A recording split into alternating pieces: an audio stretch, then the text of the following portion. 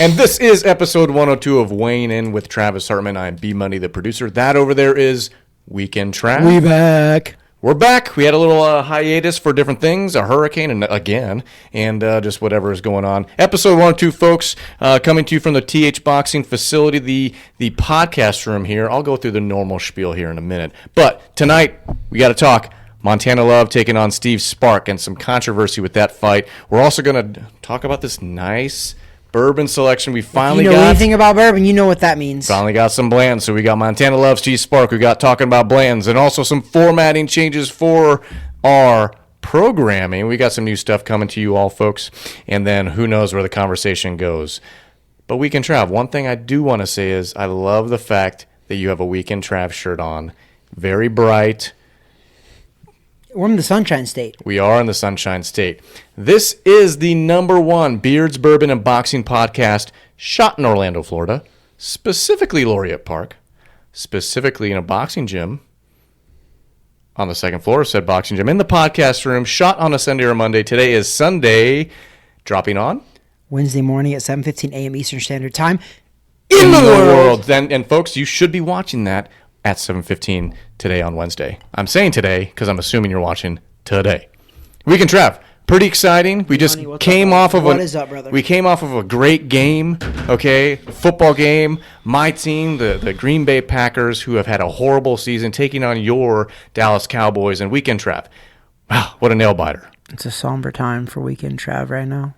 What I wanted to do, very sad. I wanted to hand this over to you. Very sad. You know, just so you could just touch it. Touch the jersey of a winner.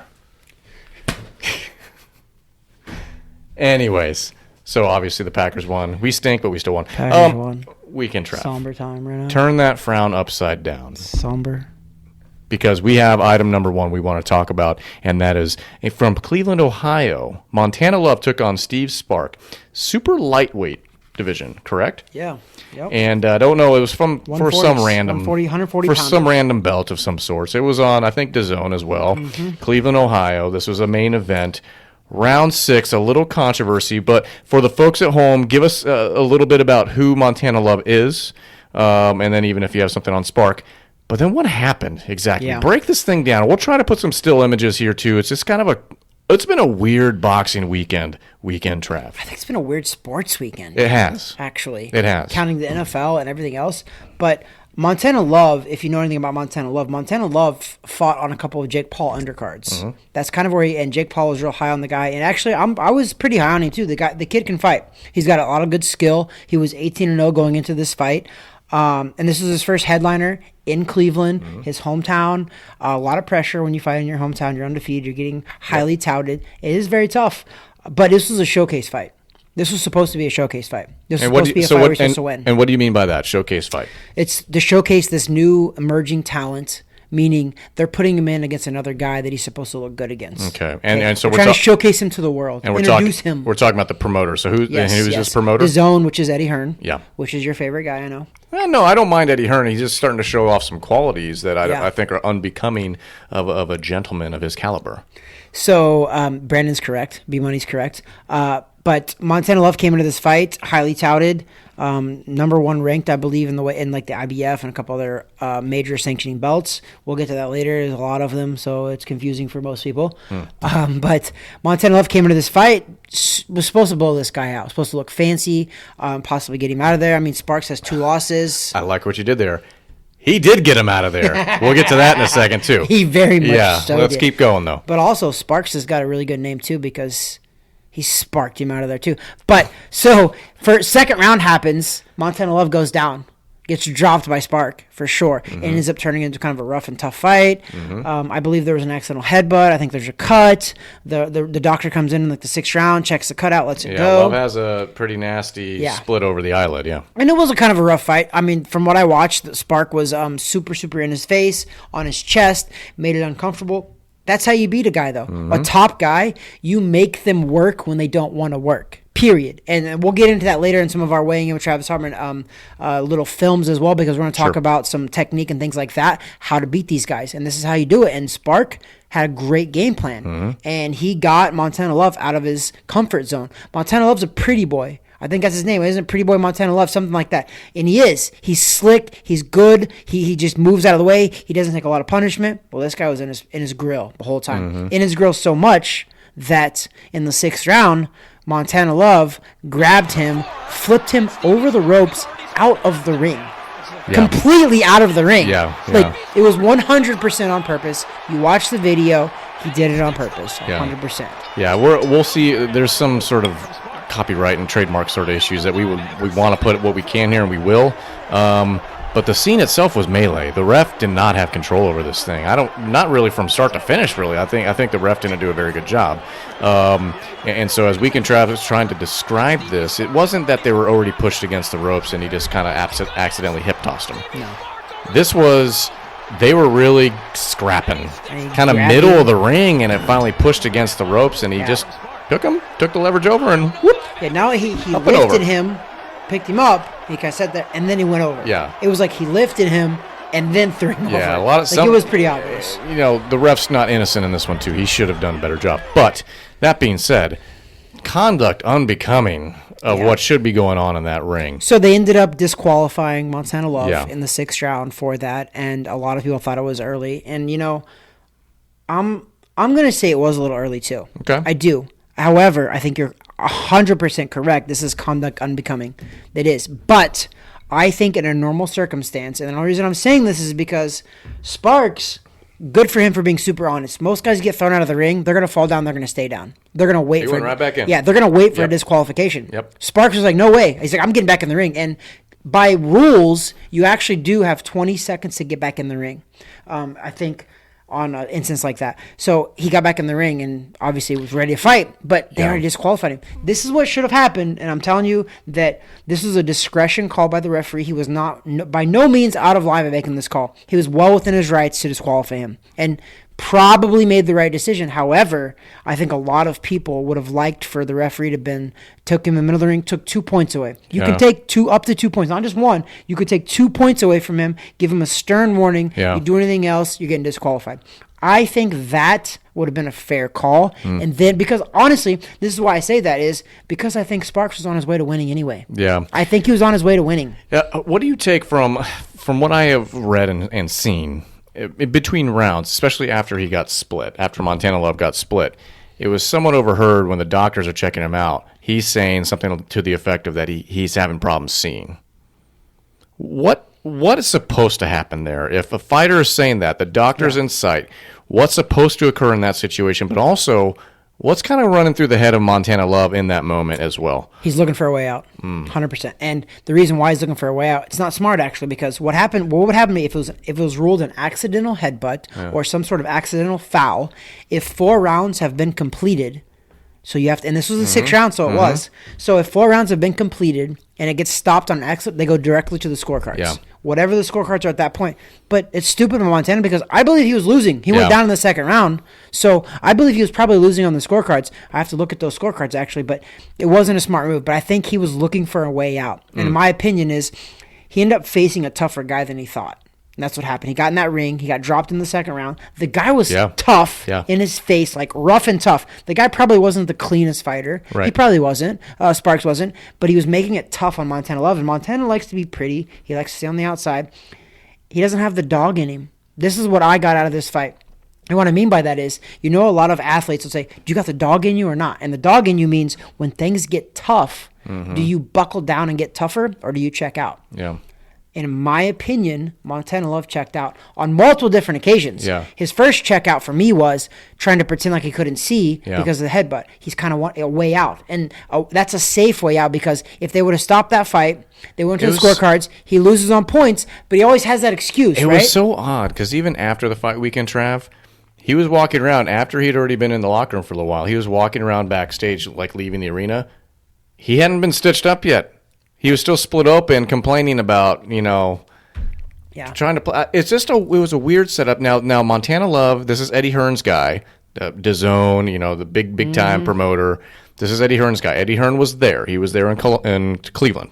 He was there in Cleveland. He was in the ring afterwards, and he did not agree with the ref's DQ decision.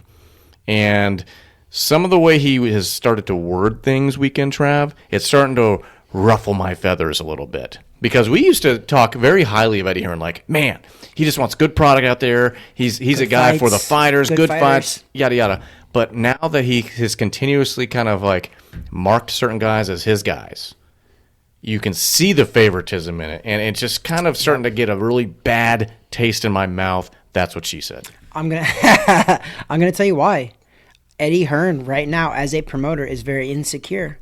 His cash cow, the reason why he got the big contract with DAZN, the reason why he's got all of those big time fights with DAZN was because of Anthony Joshua. Right. Anthony Joshua was the cash cow of Eddie Hearn.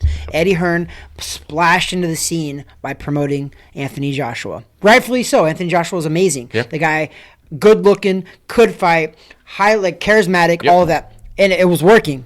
But guess what? It was only working until it wasn't. Because now it's not. And now what you're seeing is Anthony Joshua is a very insecure fighter now as well. But also it's kind of it's baffling though that insecurity is carried over into the business side of Eddie Hearn. Because you're right, that interview that Eddie Hearn gave after Montana Love lost was very, very biased, was very insecure, was laden with I'll put in all my money. Yeah. The fact that Eddie Hearn was actually there too, live for that fight was like, why is he was putting all because I think he thought Montana Love was gonna be the next cash cow. Why is he in the ring afterwards? Why is he complaining in the ring afterwards about a decision of a referee? That just and when there's already been such questionable actions the other way when it comes to officiating having to do with Eddie Hearn and some DAZN cards. It's very interesting. I just don't understand the thought process. At least in the moment I understand, but when you start fast forwarding steps down the road for an Eddie Hearn and for promoting, it's just one of those where a fan or a casual fan's like, all right, here we go, another boxing thing that's dramatic, and here a long line of these promoters that are just clown shoes, and all these fights that who knows who's actually winning, and are these fixed or are the referees in on it? The officials in on it, and it sucks. This was not. I wouldn't call this a black eye weekend for boxing, but this isn't a weekend that I think boxing really wants back or they want to do again. It's between and if you guys caught it earlier this week, between the quick shots, between Tommy Fury being Tommy Fumbles and his family just being absolute idiots. Okay, and we think Jake Paul is so bad. No, he has put a light on that family of how ridiculous they are. So between that, okay, and now between this, also it happened basically the same day, roughly. Weekend Trav, give me some confidence moving forward in the boxing world. Well, first of all, I don't believe those guys represent boxing as a whole. Right. I don't. And maybe Eddie Hearn just having an off year. Okay, I'll give him that credit. But also, like I told you off air though, I looked at you, you were like, you said all this stuff, and I agree with you. And my comment back was, he's becoming a promoter. Yeah.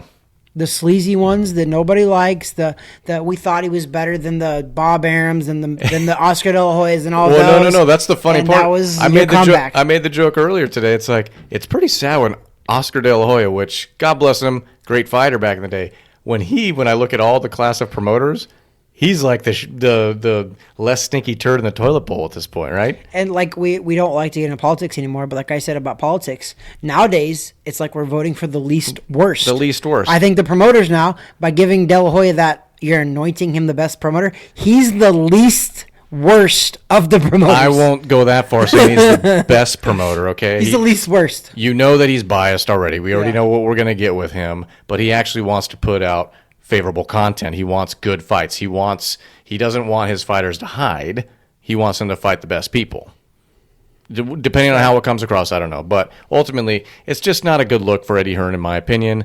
Not that it matters to him, but to the general public listening to my voice, maybe it does. I don't know.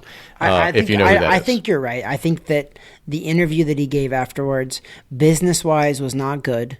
Just like as a regular fan, not good. Yeah. Which tells me, in general, it was not a good interview. Like, at least if you were trying to like protect one side of that, like it made sense. But I thought it was bad all around. Like, how does it look? It just sounded terrible. In UFC terms, how does it look when Dana White wants to favor one fighter over another? He doesn't do it that much. Okay, I know he's never had a good relationship with the Diaz brothers, and there's some other certain circumstances. But if he was to completely be one-sided and favor certain fighters, that just doesn't look right. This doesn't look good. It makes you like kind of question I think results. one could say that he did favor Conor McGregor for the longest time. Oh, as a cash cow. Sure. Which is, think about this. This is exactly what's going on with Eddie Hearn. Eddie Hearn favored Anthony Joshua, which that kind of fell through. It just he's reeling right now. It just meant then kind of for a fan makes you look at outcomes and kind of question, is this legit? You know what the crazy thing about this entire episode started off already is? The fact that Floyd Mayweather actually fought. Yeah. He was actually the main event of the Tommy Fury versus whoever else. I don't even know the guy's name. I don't know the name of the pay-per-view. I don't even care. But the fact is, that's where boxing is headed, and that's why I wouldn't say it's a black eye, but I would say that it's kind of taken a weird shift from actual He said real black eye. Because Mayweather is a black eye. So it's taken a shift from the actual boxing people. Yeah. But also, let's be honest, Mayweather's also shifted that for himself too by fighting exhibitions. So we can jump. It just sucks because now let me think of other examples over the past month.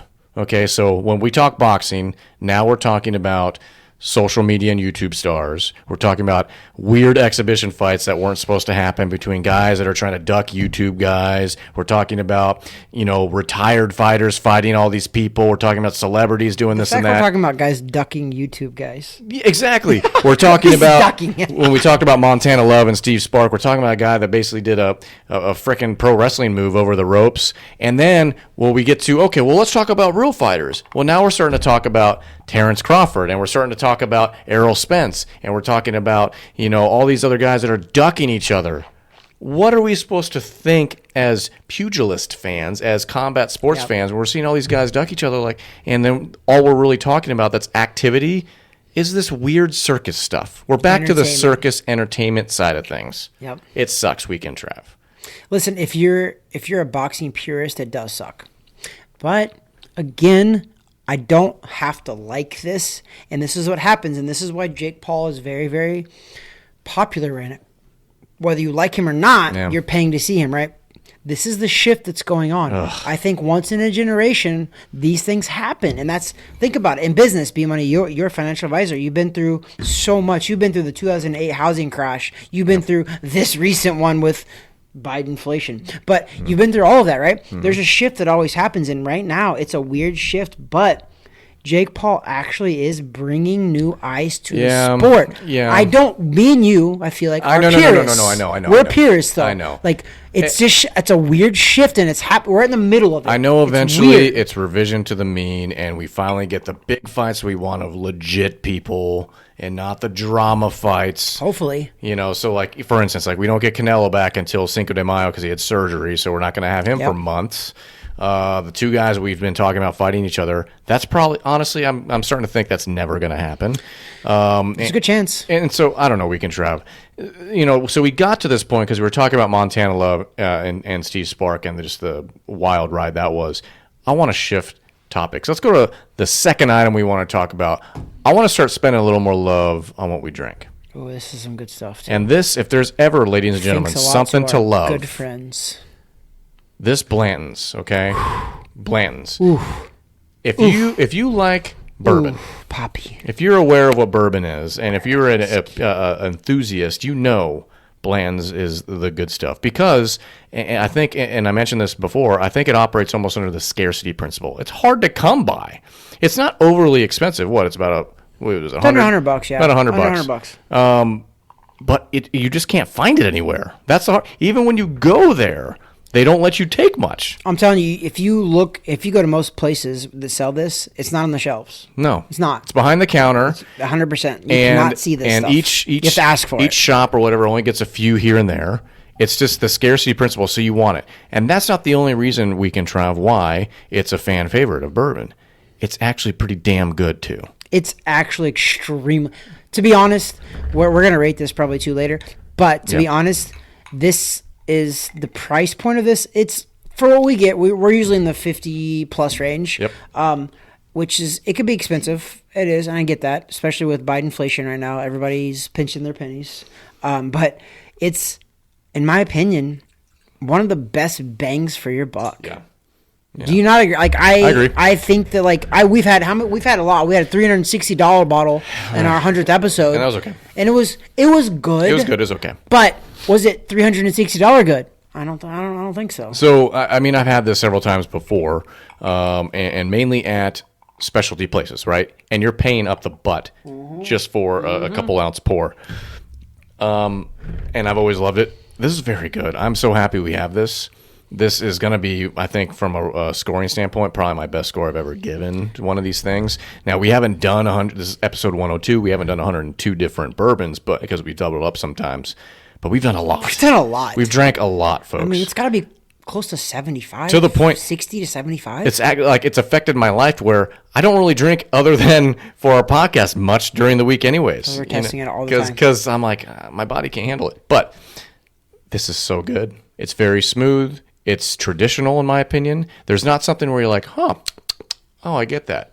It's just what it's supposed to be. There you go. It's as bourbon. Yeah, it's Kentucky bourbon. And this stuff is very, very special, and it's literally Frankfort, Kentucky, Blanton Distilling Company. And we have to think for this. We have Frankie and Lewis.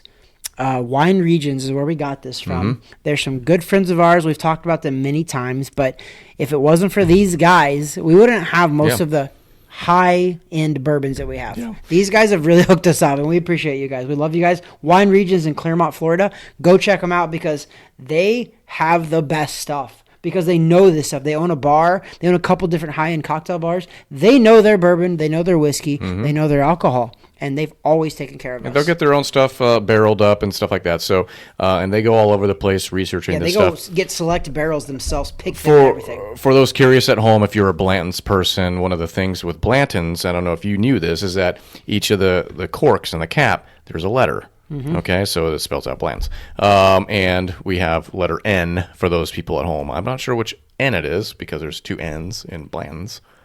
But we have the N cork. It's probably the first N because we are the #1 boxing, beards, and bourbon podcast shot in ... You know the rest. Yeah. In the world. In the world.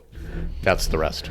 But so we can trav. This is solid stuff, man. It is solid, and we've been looking at this bottle for a while, waiting to do this on the episode, and so I'm glad we're back. I'm glad episode 102 we were finally able to hit this Blanton's. We can trav. This is the time of the show.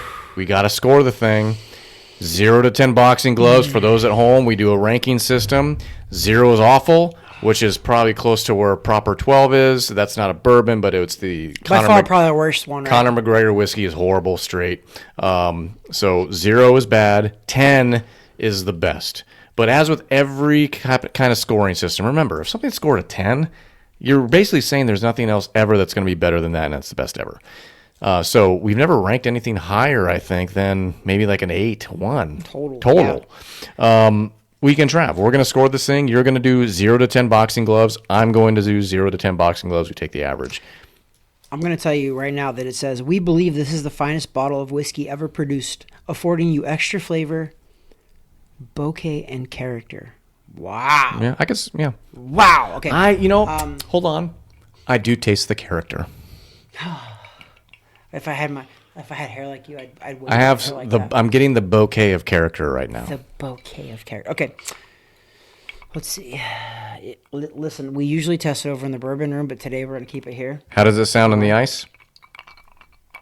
Dale, how does it sound? That's pretty good. I'll spill it. Don't spill it. That's an expensive spill. That probably cost me like $2 at least, maybe $5. Okay.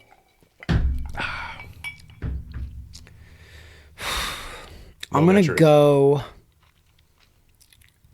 8.6.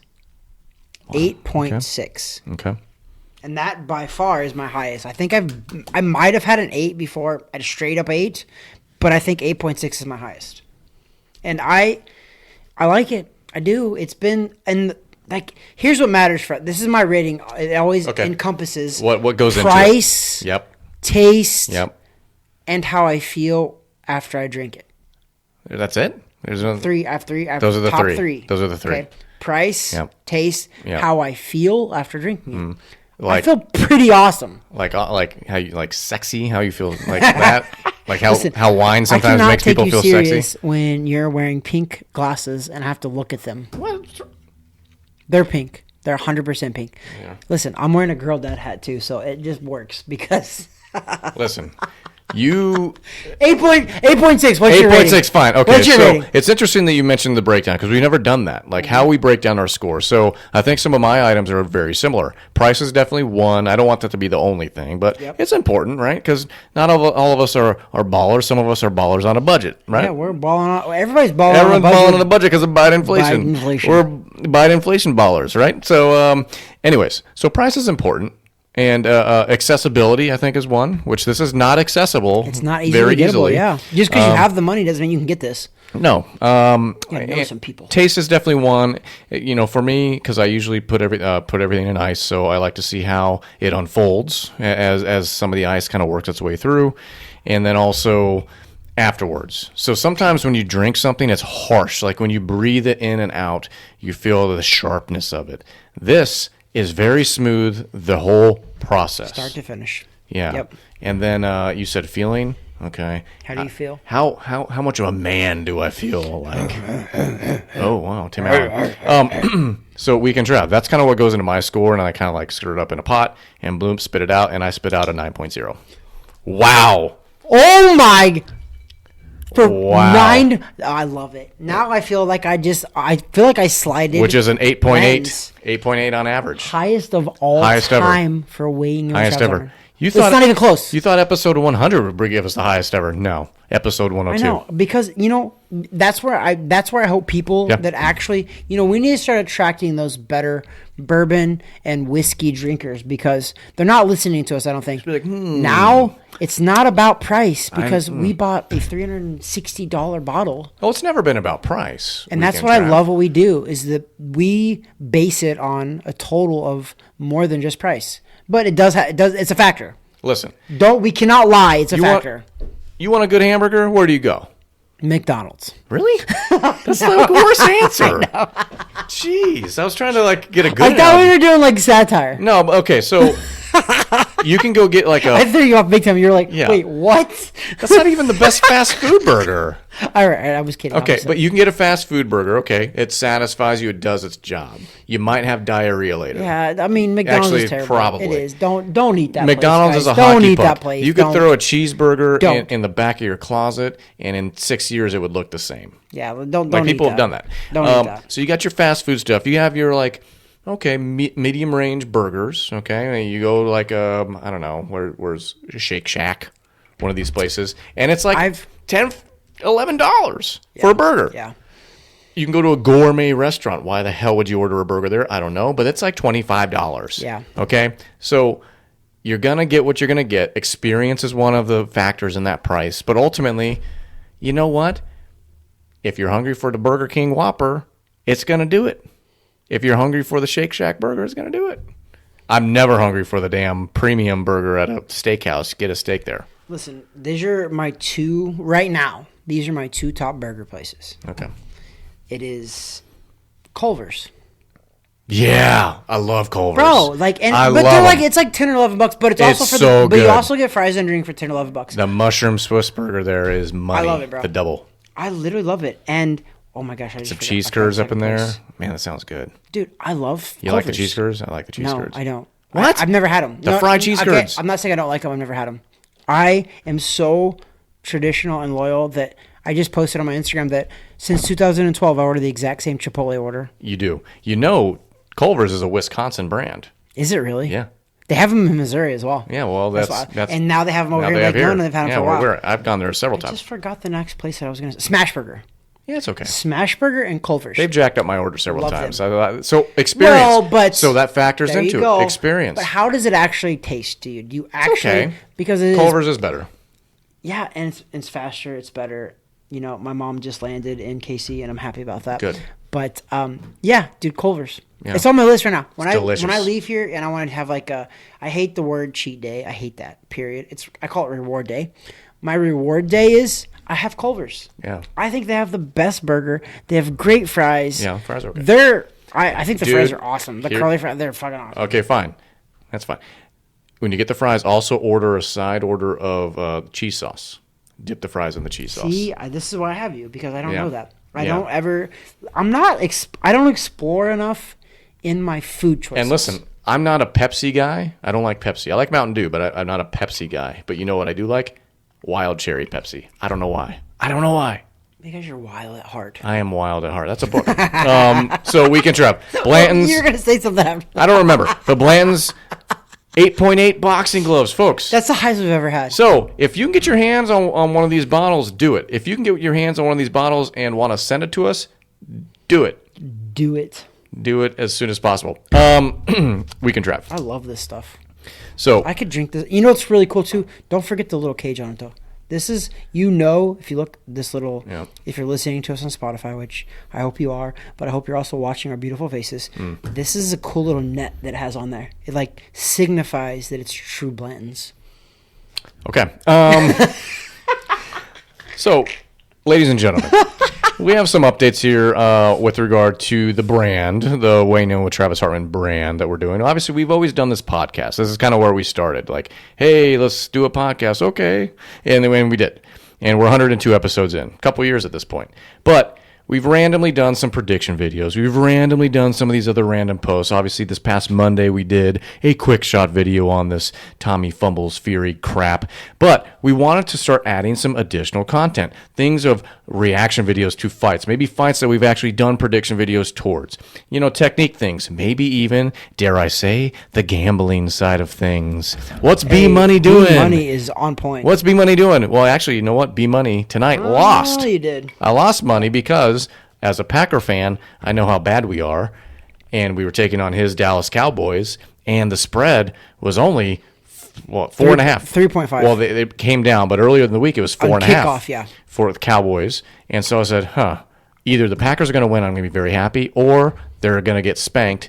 So let me take the Cowboys points. It was like 28-14. They were on pace to get spanked. I was either going to win money or win a game. I ended up winning the game, so I'm very happy. Either way. But usually on the boxing side, I hedge myself. I'm pretty good, somewhat accurate. Listen, Weekend Travis had a bad year. Yeah. 2022, Anthony Joshua and Jake Paul now.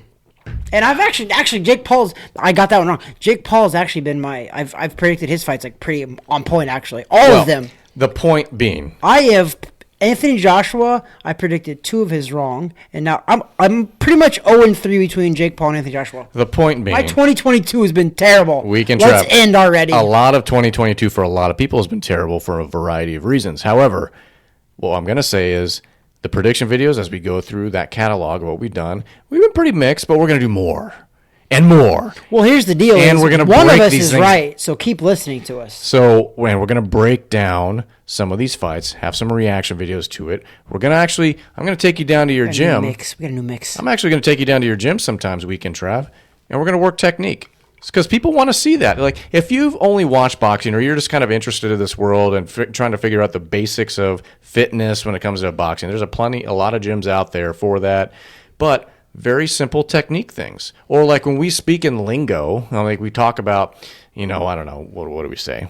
Like, so like certain punches and stuff like that. So, yeah. Some people don't know what that stuff is. We're going to explain it a little bit better. So anyways, we're going to help you guys out. Yeah. We're going to do a lot of that. I love that because that's so. Listen, I was at 170 amateur fights, 46 pro fights. I never became a world champion. I was a national champion in the amateurs. Never really materialized as a pro. However, I love boxing and I'm continuing to learn. I coach it now. I live it. I love this stuff. So just because I was never a world champion doesn't mean I kind of gave up on the sport. I didn't. I love this. I watch videos. I watch fights. I'm a fan, but I also try to break stuff down. So I think now we're going to start putting that on film because I do genuinely feel like I do know what I'm talking about. I've been around this since I was 6 years old. Yep, you're pretty smart. I'm 39 years old now. Pretty old. I've been around boxing since I was 6. I know. That's actually insane. Yeah, to think about. Yeah. That's But what I want to get at though is why I love these videos is because I grew up boxing. I know a lot of people that have boxed too. Yep. So now I'm also seeing people that were like around my age, a little older, that are also coaching boxing now. Oh, but people don't coach it right. Yeah. They don't teach the fundamentals correctly. You get a lot of that in different sports too. Football, track, especially with the YouTube age going on too now. Correct. So there's a YouTuber out there. showing off lifting techniques every second, and 98% of them are doing it wrong. Okay, so I see all this content out there. I'm like, you are encouraging people to hurt yourself. Me being a certified ISSA coach. Yep. And also, I've coached youth sports for many years. Just like you've coached people, you've coached, adults.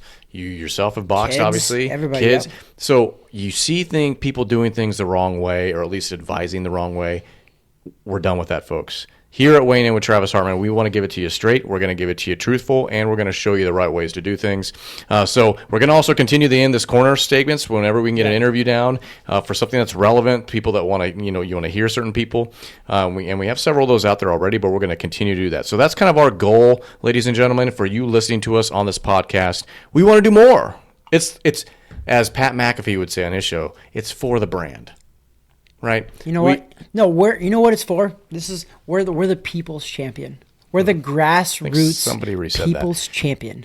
We're gonna be the people's champion. Okay. We're not gonna do it for blah blah blah. We're here for the people. Yeah. The people. They want us to teach them better technique, but also, you know what? Mm-hmm. That because this is a boxing podcast, also Bourbon and Beards, Yep. but also part of boxing is strength and conditioning, Yep. which is B Money. Yep. So I think we should throw in a couple of videos as well of B Money teaching proper technique. Yeah. I love that. Yeah. So I think that people should definitely tune into us. We're going to help you get healthier, get Yep. fitter, and also get smarter about boxing. That's right. That's so right. when you go to somebody's party for a pay-per-view party, because boxing is getting popular, when you go watch a Jake Paul fight, I want you guys to watch us first. So when you're at a party when Jake Paul's fighting, you don't sound like an idiot talking. That's what we're here for. You know what helps me when I talk about footwork? Then I sound smart. I always say things about footwork. It really is about footwork. A lot of it's But then about if footwork. you go into detail about it, maybe But then, not so yeah, much. you really got to understand that then. If when it comes to foot, I'm like, what do you mean by that? It's so amazing how he turned him with the footwork. People know what you're then talking what? about. People think they know it. They do. They're like, Yeah. Wow, that guy's... They don't know how to counteract that either. No. So they're like, They're like, oh, he punched him hard. Yeah, but look at his feet. you'd be going to be like, he must know what he's talking about. It looks like he hit him hard, but look at his feet. Anyways, so we could Trav. That's it. Episode 102. So yeah, we got some formatting changes coming. We got this Blanton's. Thank God we got this Blanton's. Good. And then we saw Montana 9.0. Love tackle somebody. You were 0.4 more than me. I'm just in a euphoric state weekend, Trav, because I lost some money, but I saw my team win at the same time. So I've hedged my day. I'm sad, and I'm even in a more sad state that the fact that we did a whole boxing podcast. Yeah. And Mayweather fought, and we didn't talk about it. Who we cares? barely talked about him. He was actually on the card of the fight that we talked about with. Insane. Weekend Trav, you guys have never beat Aaron Rodgers.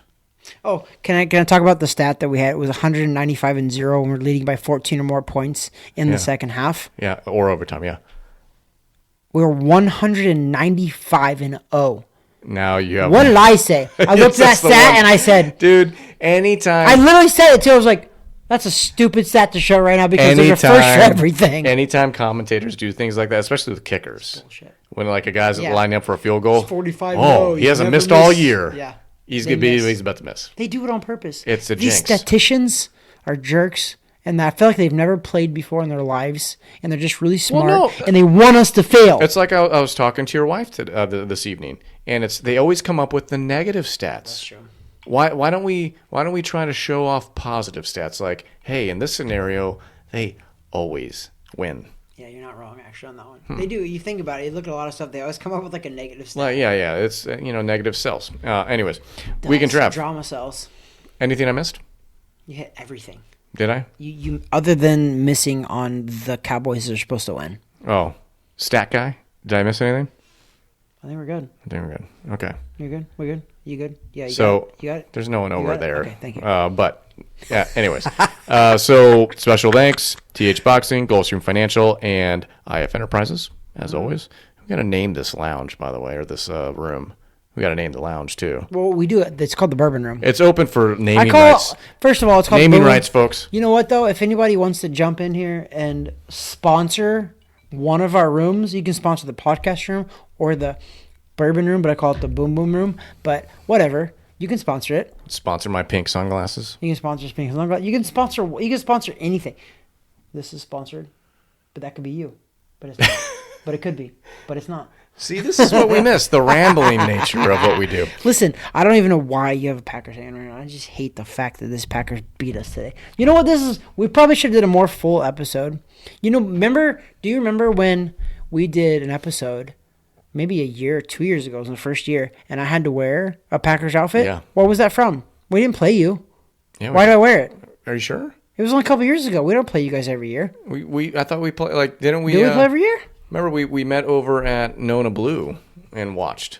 But that was a couple years ago. That was sure? before the podcast.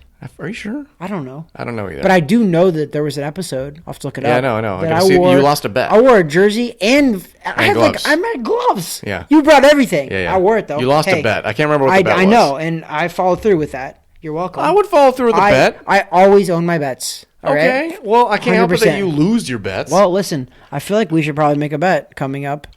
Maybe I'm glad that we didn't do it tonight because I would have lost. Of what? Of what? Of what sporting event? Of what? Well, I think it should be football. The related boxing now. calendar is very blank this coming Well, weekend. listen, obviously 2022 has not been Weekend Trav's year. No. Listen, we talk about all the negative stuff. I probably have gotten more right than I've gotten wrong, No. but I've gotten the big ones like Anthony Joshua The twice. ones we've put out there in the public eye. Twice. Joshua versus 2-6 I got wrong.